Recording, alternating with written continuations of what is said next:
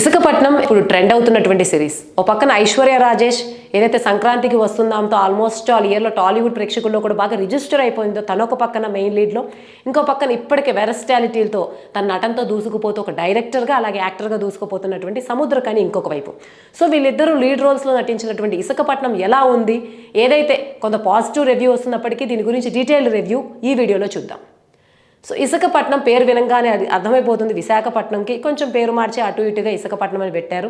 So almost all ఇది ఒక political thriller అని చెప్పుకోవచ్చు.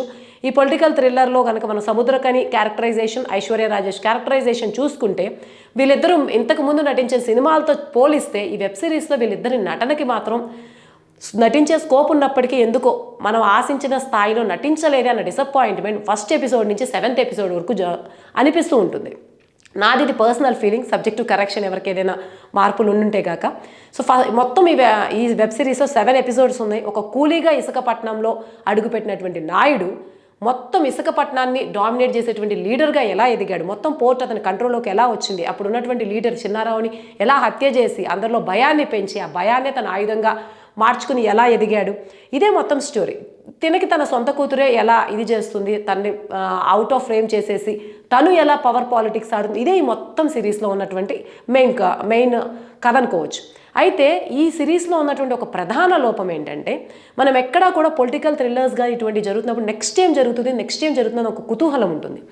ఓవరాల్గా ఇసుకపట్నం స్టోరీ లైన్లో ఆ సస్పెన్స్ ఉంది, దాన్ని స్క్రీన్ ప్లేలో అడాప్ట్ చేసేటప్పుడు మాత్రం మనకి ఎక్కడా కూడా ఆ సస్పెన్స్ అనేటువంటి ఫీలింగ్ కలగదు. ఇంకా చెప్పాలంటే ఈ మొత్తం సిరీస్లో ఐశ్వర్య రాజేష్ ఎక్కడా కూడా ఇంప్రెసివ్గా యాక్ట్ చేసిన ఫీలింగ్ కలగదు.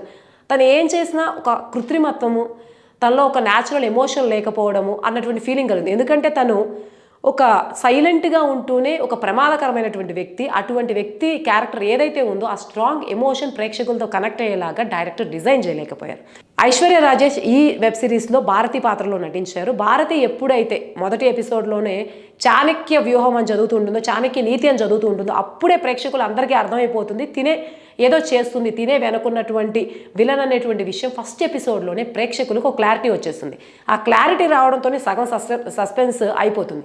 ఇంకా చెప్పాలంటే ఎవరు భారతీ వైపు ఉన్నారు, ఎవరు నాయుడు వైపు ఉన్నారు అన్నటువంటి ఈక్వేషన్ని కనుక మనం మొత్తం సిరీస్లో గమనిస్తే నాయుడికి ఇవన్నీ తెలియకపోయినా ఎవరో శత్రువు ఉన్నారని గమనించి తన ఎత్తులు వేస్తూ ఉంటాడు. కానీ ఎత్తులు ఎక్కడా కూడా మనకు ఆ కిక్ ఫీలింగ్ రాదు, పవర్ ఫ్యాక్టర్ మారిపోతూ ఉంటుంది, కాంబినేషన్స్ మారిపోతూ ఉంటాయి, కానీ ఎక్కడా కూడా ఆసక్తికరంగా అనిపించదు. సాధారణంగా పోలీస్ ఆఫీసర్స్ ఇన్వెస్టిగేషన్ కానీ, సునీల్ లాంటి ఒక హీరో తన తండ్రిని చంపినప్పుడు అదే ఊరికి వచ్చినప్పుడు నాయుడిని ఏదో ఒక చోట ఇరికించడం కానీ, ఏదో ఒక చోట స్ట్రాంగ్గా ఫైట్ చేసే సీన్స్ వస్తాయని మనం అనుకుంటాము. సునీల్ ఉన్నాడు కాబట్టి ఏదో జరుగుతుందని మనం ఎక్స్పెక్ట్ చేస్తాం, కానీ అది కూడా ఈ సిరీస్ మొత్తంలో ఎక్కడా కనిపించదు. ఓవరాల్గా చెప్పాలంటే ఈ సినిమాలో మెయిన్ క్యారెక్టర్స్ అయినటువంటి ఐశ్వర్య రాజేష్ కానీ, ఇంకా చెప్పాలంటే సముద్రకని, సునీల్, ఈ ముగ్గురు క్యారెక్టర్స్, ఈ ముగ్గురు పాత్రలు కూడా ఈ వెబ్ సిరీస్కి ఎక్కడా కూడా బలంగా అనిపించలేదు.